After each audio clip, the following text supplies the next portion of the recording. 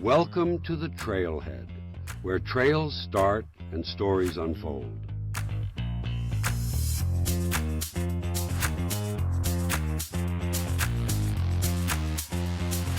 One, two, three.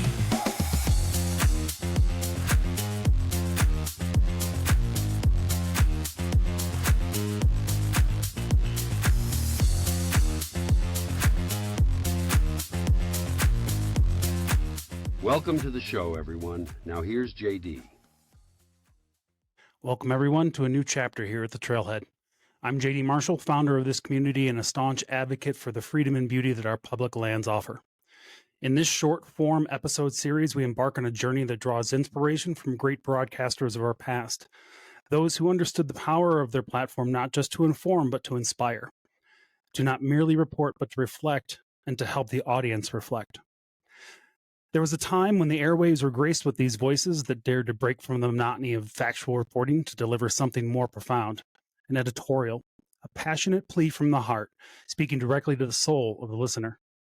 It's in this tradition that I introduce a special segment. In this regular feature, we'll step away from our live shows and interviews to share our perspectives as individual hosts to speak on matters that move, challenge, and hopefully unite us.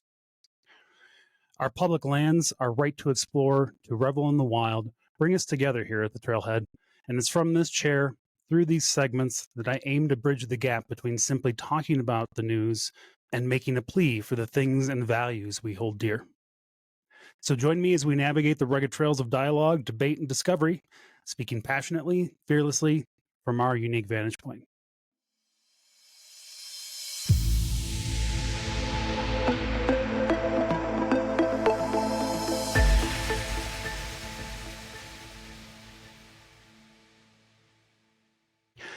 In the wake of articles by Jonathan P. Thompson and Danny Kent, loud and compelling responses from off-roaders have become not just necessary, but imperative.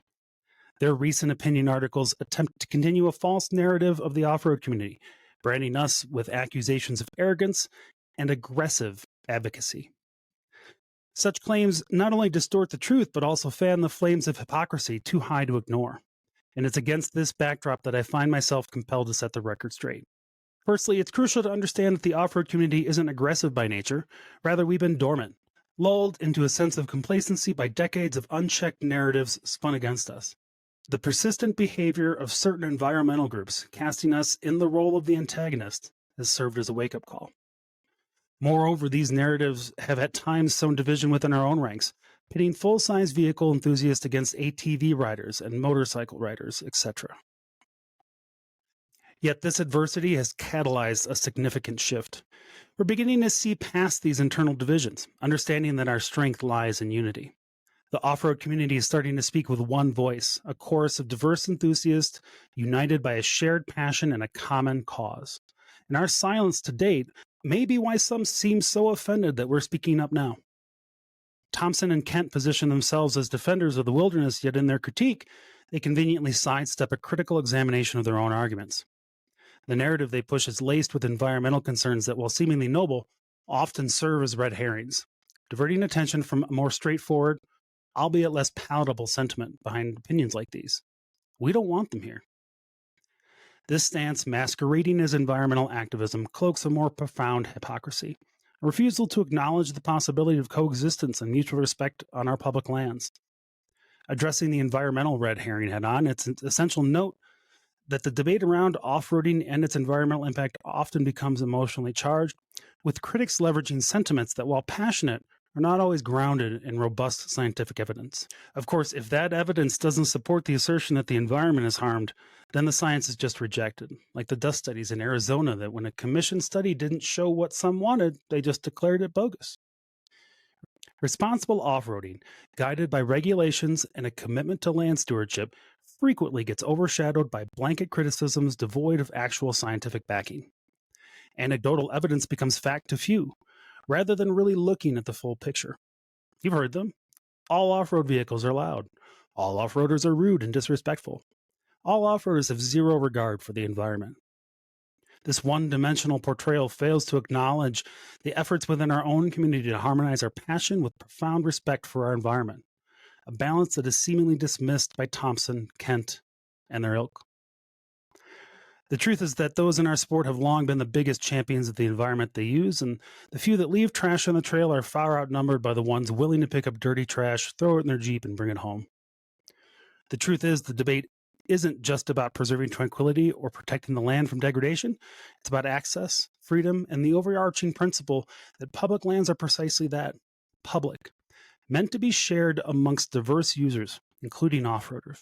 Our advocacy, far from an angry expression of being oppressed, is a stand against the monopolization of nature by those who have long deemed their recreational activities superior. As we navigate these bumpy roads, it becomes increasingly clear that the fight for off-road access is about more than just the right to experience wild spaces. It's about challenging the hypocrisy of those who claim to champion the outdoors while simultaneously gatekeeping who gets to enjoy it. The wilderness, in all its vastness and beauty, has room for all of us, but only if we're willing to acknowledge the validity of each other's place within it. Let me be unequivocally clear. The off-road community will not stand idly by as vocal few's unfounded accusations and selective environmental concerns continue to erode our collective freedoms. Our commitment to the lands we love is unwavering, and our resolve to fight for our place in the wilderness is stronger than ever. So to Thompson, Kent, and anyone else who doubts our dedication or questions our right to exist alongside them, we're here to stay. Ready to defend our passions with a fervor that matches the intensities of the landscapes that we cherish. Remember, the true spirit of the outdoors lies in its ability to unite us and not divide us. Off-roaders would much rather work with these groups than fight them. Our public lands are a legacy that demands our collective respect and a stewardship. A legacy that we, the off-road community, are fiercely committed to preserving for every enthusiast, every adventurer, every soul called to the wild.